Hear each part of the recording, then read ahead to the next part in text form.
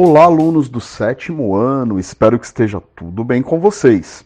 Vamos hoje para a nossa aula 3 de História, das páginas 53 à página 60.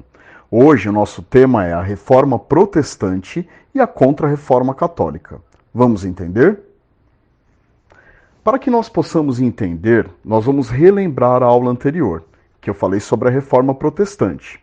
Entre os principais acontecimentos da Idade Moderna, em especial no século XVI, está o fenômeno da Reforma Protestante, tal como o Renascimento Cultural, que teve amplo impacto nas artes e na ciência na Europa. A Reforma Protestante promoveu uma grande transformação no pensamento religioso.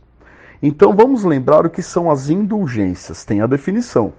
Na doutrina católica, é a remissão ou total, parcial ou total, da pena temporal devida sob a justiça de Deus, pelos pecados cometidos. As pessoas iam até o padre, se confessavam, o padre dava penitências para as pessoas pagarem, ou seja, indicava ali para elas rezarem Pai Nosso, Ave Maria e outras orações, só que alguns padres começaram a cobrar para emitir títulos das indulgências para a pessoa garantir, entre aspas, aí, um lugar no céu. Então, algumas pessoas começaram a questionar esse comportamento. E aí que vai surgir a figura do Martinho Lutero, conforme vocês já fizeram a pesquisa na aula anterior. Ele é um monge alemão que passa a criticar a venda de indulgências pela Igreja Católica e a defender a tese de que o homem só se salva pela fé. Ele formula 95 teses que questionavam, além das indulgências, outros comportamentos da Igreja. Em 1521, ele é banido da Alemanha pelo imperador Carlos V e também ele é expulso da Igreja Católica, excomungado. Apoiado por setores da nobreza, ele traduz o Novo Testamento para o alemão.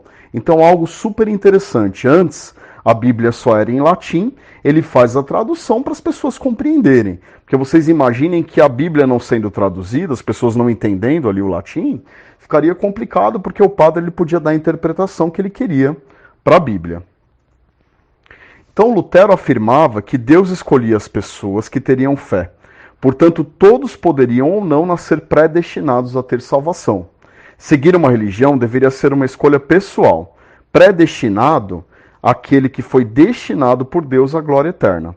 O luteranismo aboliu as práticas católicas como a confissão, o jejum, o celibato clerical e os cultos aos santos. Celibato clerical significa que então os religiosos podiam se casar.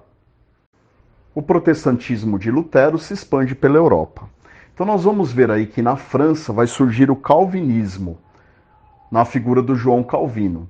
Então o calvinismo é um movimento protestante conduzido no século XVI por João Calvino, que se converte ao protestantismo. Ele tem muita semelhança com as teses de Lutero. Inclusive, nesse tempo, eles chegaram a trocar bastante informações, os dois, o João Calvino na França e o Lutero na Alemanha.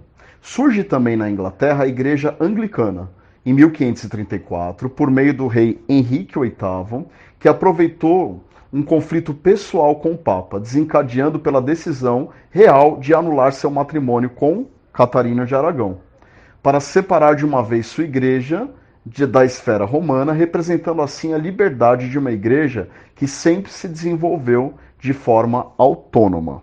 Então nós vemos aí a influência do Lutero por outras regiões da Europa. Com base em tudo que nós chegamos até agora, vocês conseguem responder as duas questões da página 54.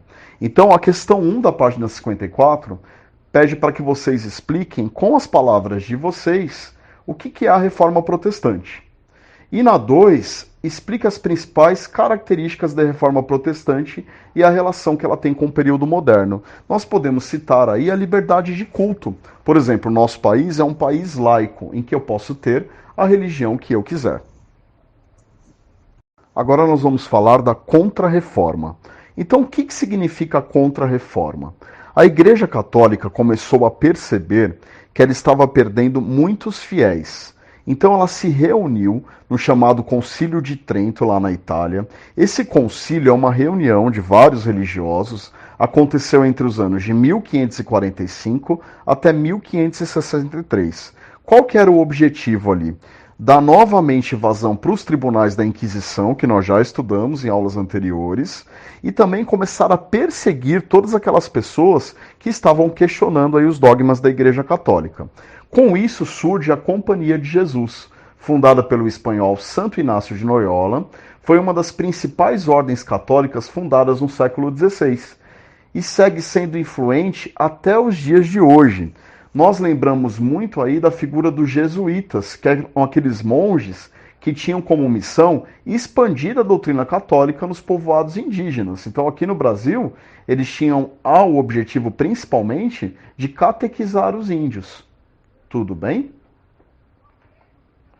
Pessoal, com base em tudo que nós estudamos, na aula 2 e nessa aula, é possível que vocês respondam as questões do Aplicando Seu Conhecimento. Então, antes de responder o quiz, assistam a videoaula, o vídeo complementar e leiam as páginas do manual. Para responder o Aplicando Seu Conhecimento, revejam a videoaula 2, vai te ajudar. A questão 12 da página 60 é uma pesquisa, não precisa fazer no seu caderno. Ela será colocada como uma questão no quiz. Em caso de dúvidas, contem sempre comigo, me escrevam. Abraço, obrigado pela atenção, pessoal, e até a próxima.